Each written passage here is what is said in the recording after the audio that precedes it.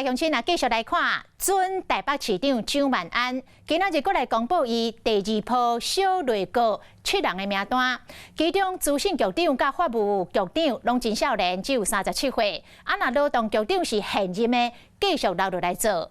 也毋过这波的人数也是无来公布另外一位副市长的人选。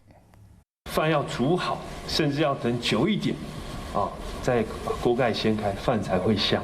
煮饭煮2礼拜外，准台北市长蒋万安今日又公布第2波的小内阁名单。郑丽君老师，除了找捌市瓜市府的成员唐志明做教育局长，劳动局长交予9月拄上任的高保华继续做。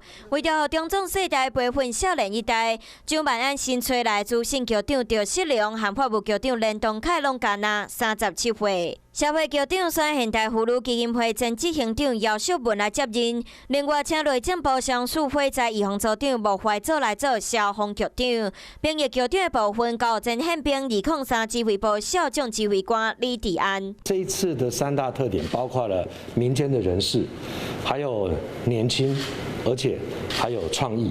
相关的一个人士，万安市长还在持续的征询延揽当中。林英华委员，他之前就说过了，他现在就是以做交接的这个小组窗口的一个成员，把这一个交接的事项给办好。虽然人数拢开始出来啊，不过关键的副市长的位置，犹原敢有李四川。是人选的经时间袂当伤早公布，也是有伤侪选择。蒋市府完整的小内阁名单，恐惊爱搁等。